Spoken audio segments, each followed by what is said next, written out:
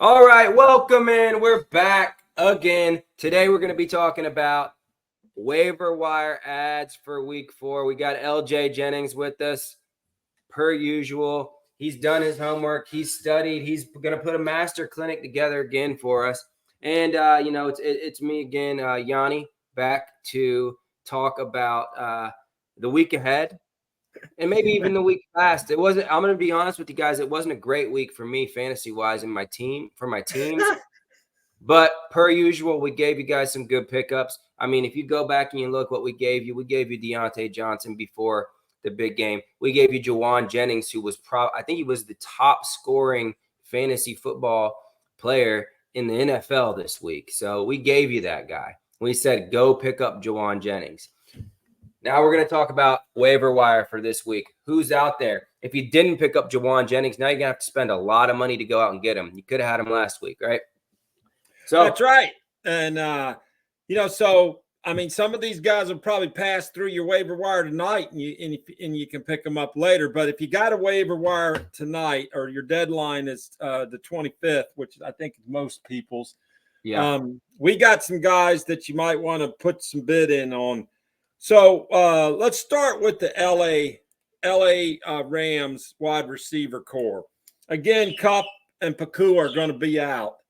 And is that bird chirping again? Do you hear it, Friedman? Yeah, that's on your side. I don't have a bird here on my side. You don't have a bird? Okay. That's got to be you. Do you have one? Hey. Tone it down there, bird. Because I don't have a bird on my side. You look with that hat on, you look like you're a bird guy, though. Yeah, I look like some sort of freaking guy out with binoculars looking for canaries or something, right? Well, here's the thing. Those are the kind of guys we like to bring on the show. This guy's a stat guy. He sits in his house secluded up in the forest of Maine, and he just studies. Oh, yeah. Believe it.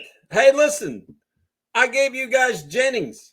And Quentin Johnson. 2 weeks in a row. What more do you want from me? Yeah, now everyone's top waiver wire pickups, wide receiver wise this week are who? Quentin Johnson and Juwan. So I want to start out with the LA Rams wide receiver core. I personally think that we have come to a conclusion on who that guy is. We've got Jordan Whittington, the rookie from Texas. We got Tutu Atwell, a third-year player from Louisville. And then we've got Demarcus Robinson, a seasoned veteran, 8-9 years. Who's the guy? The guy is Atwell, believe it or not.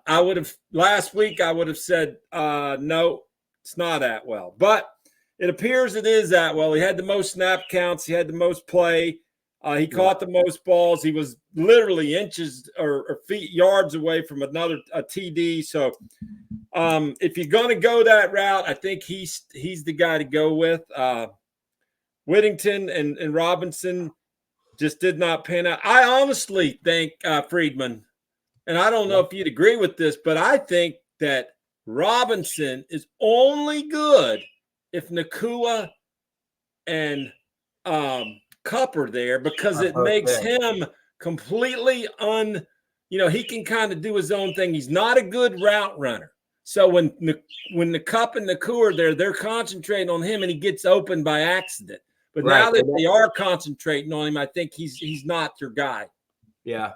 And I thought Johnson and Whittington would do something. Neither of them really proved to do much.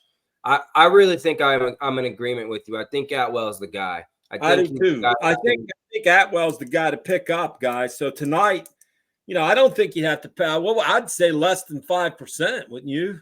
Yeah, I don't think. And oddly enough, I don't think many people are going after Atwell. I don't think many people are sitting there saying Atwell's the guy to pick up tonight. That's who I'm spending my money on. No, but from the mountains and the deep outdoors of Maine, Dallas. Come here, Dallas. Where the heck's Dallas? Come here. He's your guy. Yeah, Atwell. And I think you can get him for. I think you can get him for 5% fab or less. I do too. Maybe even less. Who knows? Okay, let's move on. So, we got a situation brewing in Carolina, folks. We finally got a good quarterback, at least for last week. He was good. We'll see if he's going to continue to be good. But here's the deal: it's opened up some opportunities for Johnson, as we talked about last week, Thielen's down. Looks like he's going to be out on the concussion protocol. Go get Leggett. Go get Leggett, whatever the hell his name is. What about Mingo? I'm not going there yet. I think Leggett's the guy. He's first-round draft pick. So's Mingo, though. So yeah. I don't know. Mingo, I was listening to some NFL guys, players talking about Mingo. Mingo's physically extremely gifted. But he's like AJ Brown, physically wise. Yeah, he just hasn't adapted to the game yet. So, unfortunately, probably picked way too high by the Panthers. But they don't do stuff like that, do they? Well, they do it every year. Jeez. All right, so that's the guy, folks. That's two good pickups right now. We got Atwell. We got Leggett. Now, again, you don't have to pick up anybody. If you don't need a wide receiver, don't get these guys. But if you got someone down, someone injured, look, I got a situation with Waddle. Waddle's got a terrible quarterback. What the hell? I played Jennings last week over Waddle. I set Waddle on the bench. He got 4 points. Jennings got 40.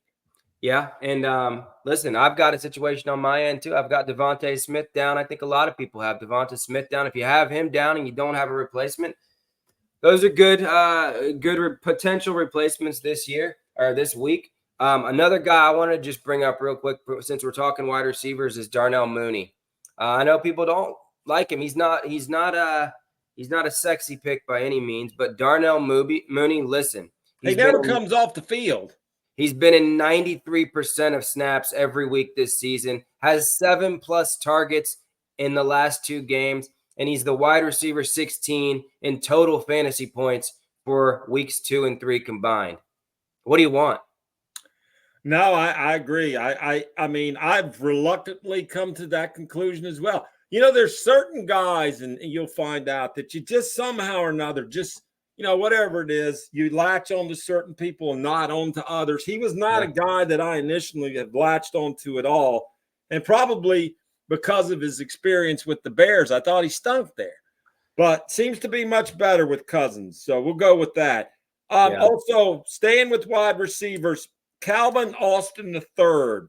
He falls in line with all these little tiny guys running around out there. You got Worthy, you got Austin, you got that's Atwell's perfect example of that. Same guy. Atwell's 5'9", 165. Yeah, and what was that guy? Detroit, Khalif Raymond kind of falls into that thing. And so, but anyway, I think this guy, you know, he's got a run there with Johnson having left. Van Jefferson or whatever his name. Is he there, Van Jefferson? Is that the guy? If he is, he's not playing. No, he stinks. I mean, this is a guy that, you know, everybody don't mistake him for Justin. I can tell you that.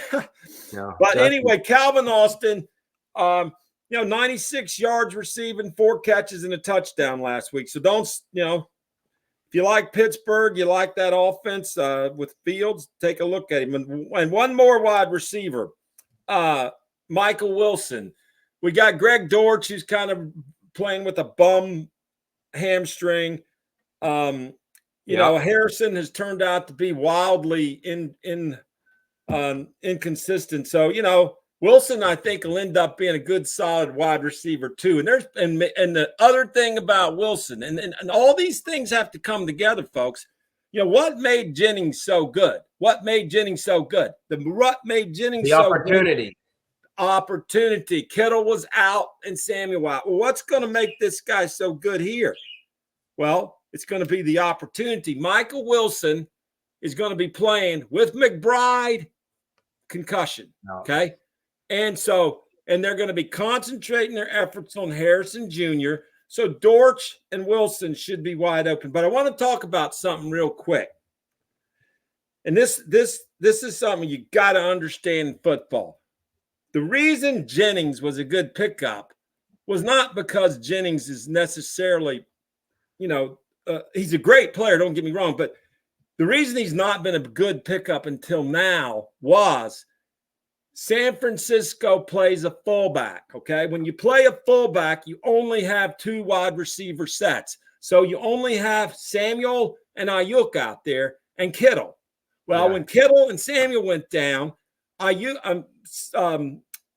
Jennings went to the other wide receiver spot. So they kept Jurczyk at the fullback. So they run a ton of 2 wide receiver sets, 2 fullback, a fullback and a tight end sets. So Jennings, when Samuel comes back, is not probably going to be very effective because he doesn't play very much when Samuel's right. So there. how much would you spend on him then this week?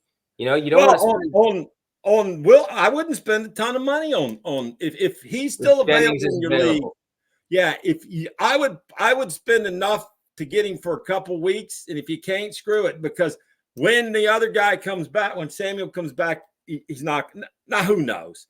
They may say another thing about Jennings. I like he's in a contract year. Always look for guys in the contract year. That makes for better play. But Wilson, again, let's go back to Wilson because this guy's.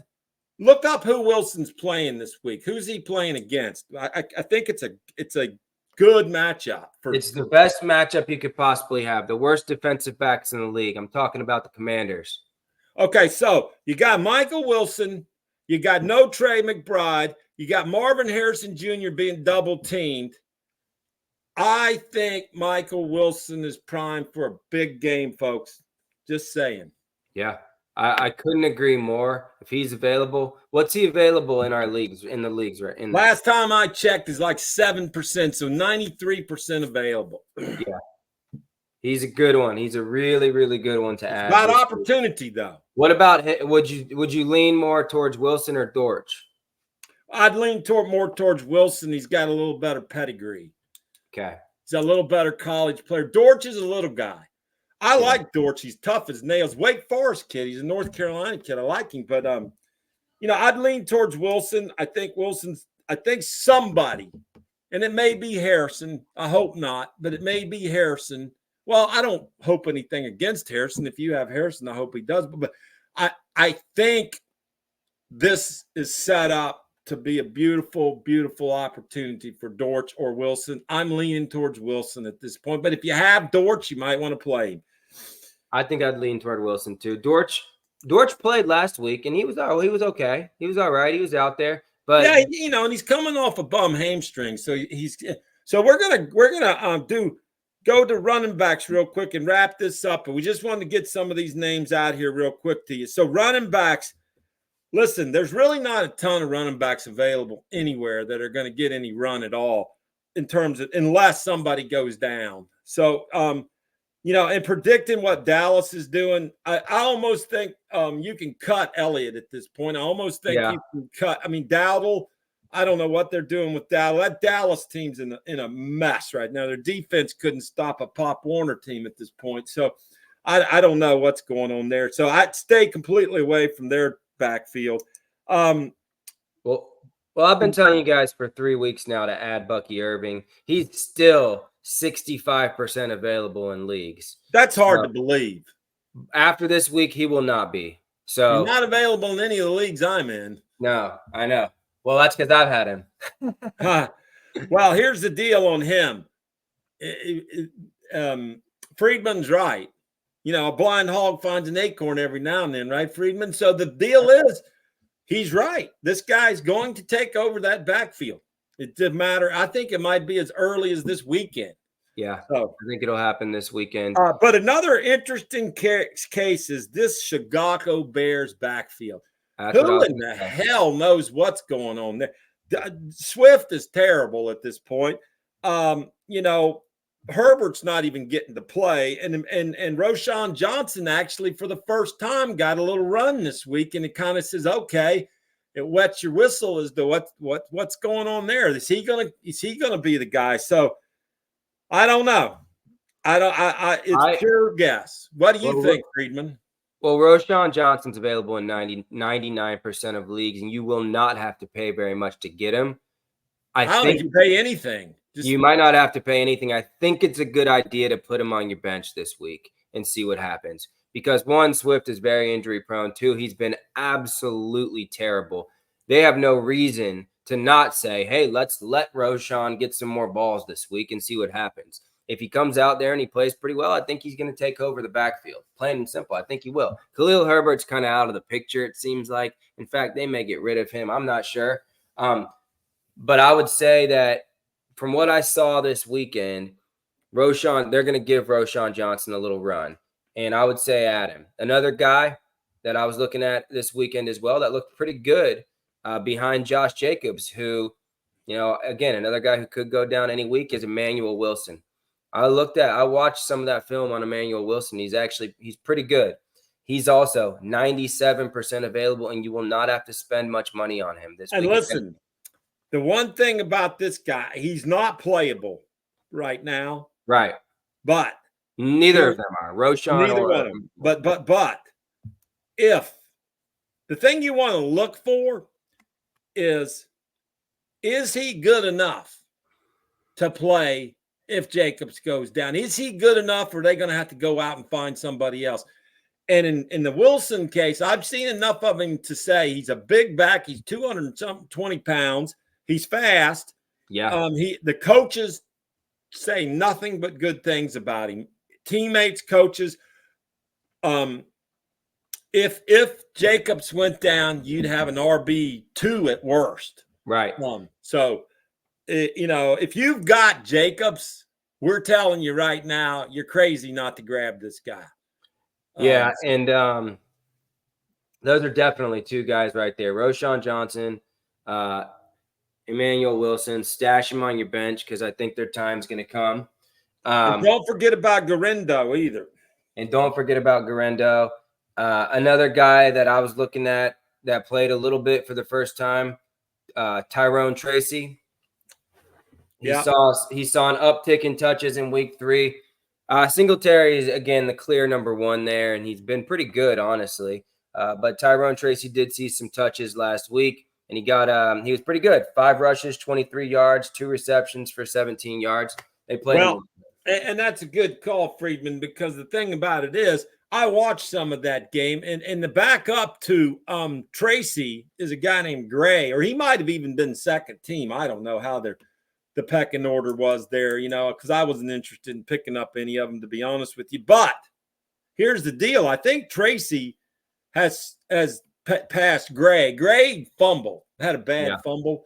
And so I think Tracy's a guy to keep your eye on. He's a guy that could play a much bigger role than he has been. That whole team is looking decent. Now we got a couple guys too. Eckler's is down. Who's the backup to Robinson, and is it that Gonzalez guy? I think it's Rodriguez. Rodriguez, okay. Or there's another guy, Jeremy McNichols. McNichols, that's who it is. Either way, Robinson's the guy. Robinson's been the guy there. Yeah, that Commanders team. Surprising. I mean, the kid Daniels looked really, really good last night. Surprisingly good for a rookie. But he is 24. He's been around a long time. He's played 5 or 6 college seasons, so he's not like some of these guys who come in here just fresh. The pace of the game gets these young quarterbacks, doesn't it? They're just not used to defensive players that are that big and that fast and that able to penetrate, and they just their inside clock has not caught up with the NFL. But when it does, you get a guy like Baker Mayfield or Sam Darnold. Yeah, and in those cases, though, it took 7 years. Yeah, 5-7 years, and it happens. I think the same thing's happening right now with Richardson. I mean, the same thing's been happening with some of these other guys for a while now. It just takes time. It takes time to develop these guys. Yeah. Brady was saying it. Tom Brady was saying it. He said, "Listen, he spent 5 years at Michigan developing, and then he came and he backed up Drew Bledsoe, and he was being developed, and then he was ready." But it takes time. Yeah, and nobody's got any patience, and coaches don't last very long, so the coaches don't care about time. They're going to be fired if they don't get. Yeah, they just throw them out there and say, "All right, here you go." And the owner's telling them, "Hey, play this guy. We just spent all this money on him," and blah blah blah. The perfect scenario is what happened with Favre and Rodgers, is it not? Yeah, it was perfect. Perfect. Rodgers came in, sat around for 4 or 5 years, learned the game, came in and was phenomenal from day one. And not then, many times does believe it it or happen. not, after that, the same thing happened with Love too, with Yeah. Rodgers, behind Rodgers. And by the time Love was ready to go, he understood the game. He studied behind Rodgers, and he was good. And he's good. In Yeah, I fact, mean, Green Bay's done it right. They developed their quarterbacks correctly, and it's paid off. They've only had, think about it, in the last 25 years or 20 years, they've only three had quarterbacks: three, Favre, Rodgers, and Love. Favre, Rodgers, and Love. They've done it right. Now, I do want to talk about one last running back who I just looked to see, and oddly enough, he's only 53% owned. Now, that's a lot, but in 47% of your leagues, he's not owned. And I think he will be after this by tomorrow morning. But Chuba Hubbard is only 53% owned right now. And if you saw last week, you saw Andy Dalton improves that offense so much that Chuba Hubbard is now relevant and startable. Yeah, but we have no idea what Brooks is going to do or when Brooks is even going to come keep back. in mind, Brooks will be back, and they will play Brooks because he is really good. But he's coming off a friggin' Javonte Williams type of knee injury. So yeah. And I got to tell you, folks, there are some guys out there. Javonte Williams being one of them. He's not back. He I doesn't see. look good. No, he doesn't have the burst, the speed. If you got him, you might want to. Oh, well, while we're on that, there's a guy that came in and got 70 yards for the Broncos. He looked really good and fast. Tyler Badie, Badie. Yeah, I saw that. If you got Williams or McLaughlin, you might want to look at this guy because he's better than them, both of them. 9 rushes for 70 yards. They just put him back on the practice squad, but he looked better. They'll bring him back up this week, though. And I'll tell you one thing. McLaughlin and Williams have stunk. Terrible. Both of them have been horrible. Yeah. So be careful. And I'm a sucker for Javonte Williams because he went to North Carolina, and he was such a good running back in college. You remember him? He was amazing. He was even really good when he came to the NFL, in the NFL. And then those are tough injuries to come back from, man. Oh, he destroyed it, though. He destroyed his knee.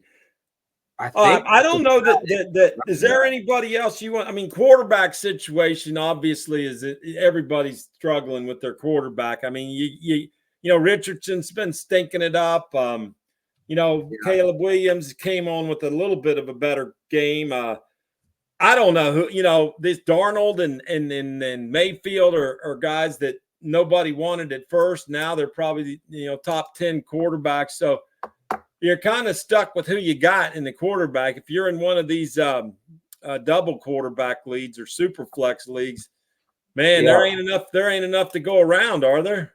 No, and in tight end too, it's just terrible. Oh, terrible. I mean, you know who the top tight end is this year so far through 3 weeks? Dallas Goedert. Yeah, and that's basically in one game because he did nothing the other two. Yeah, it was just one game. That's how bad tight ends have been. Bad. Geez, Laporta, McBride. Laporta's also hurt. Got it. Kelsey. Terrible. They've all been bad. Kincaid stunk.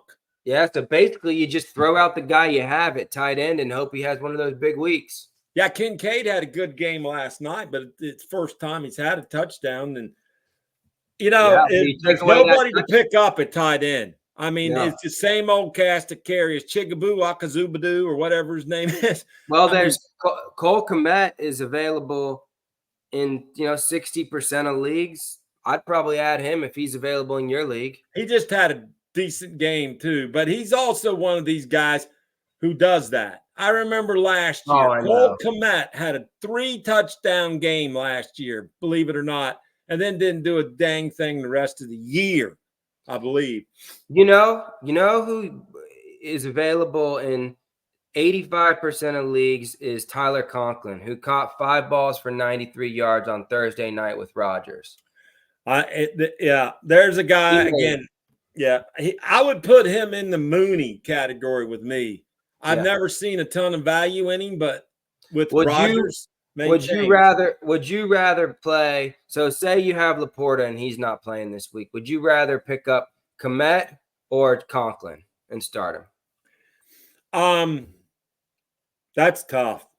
I'd probably flip a coin because Yeah. I kind of like Komet better as the better player, but I kind of like What Conklin about? better.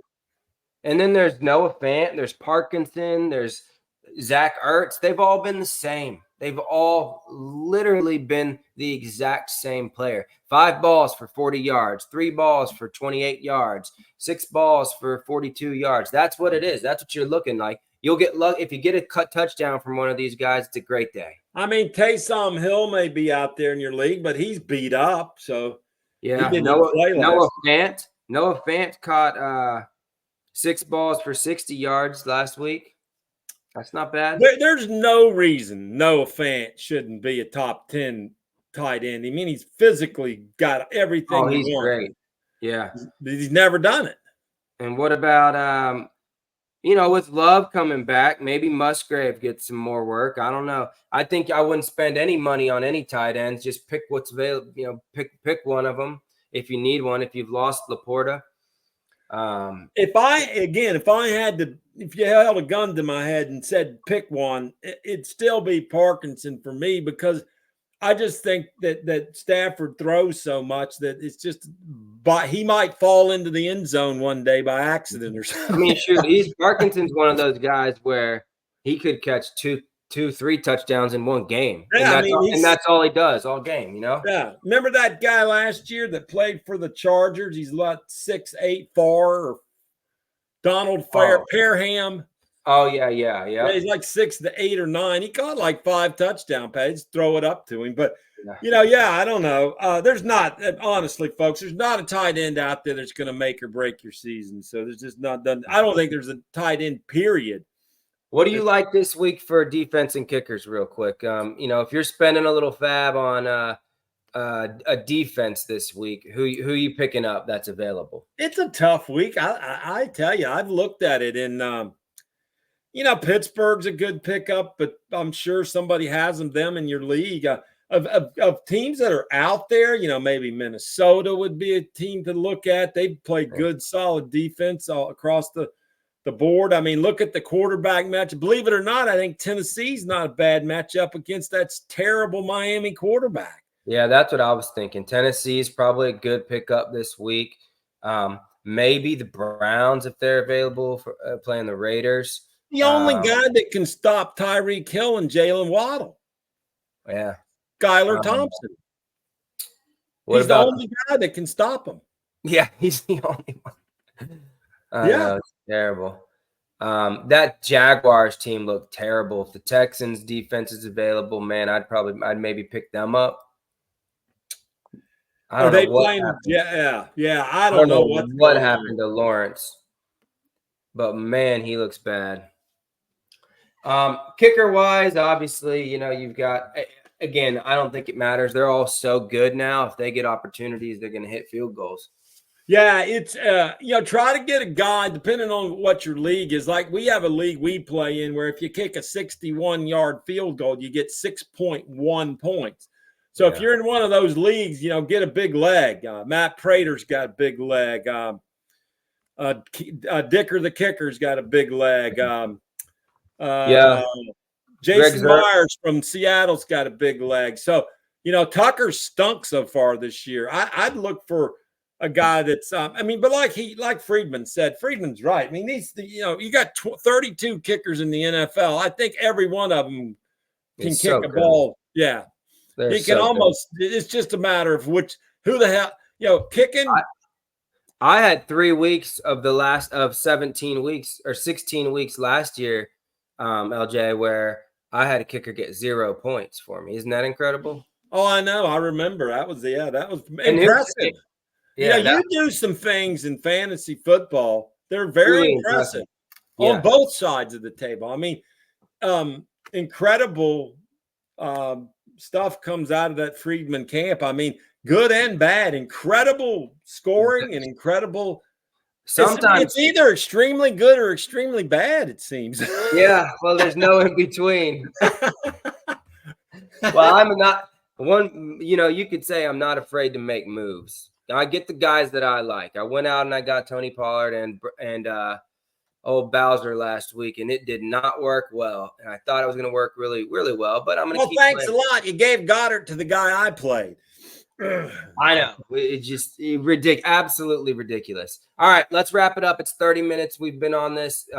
Take a listen. Let us know what you guys think. We've given you some good options this week. Wouldn't spend too much money on any of these guys, but there are some good opportunities. And we're next podcast, we're gonna introduce Uncle Rico from Napoleon Bonaparte. You remember Uncle Rico, the famous quarterback, is going to come join the team. Napoleon Dynamite.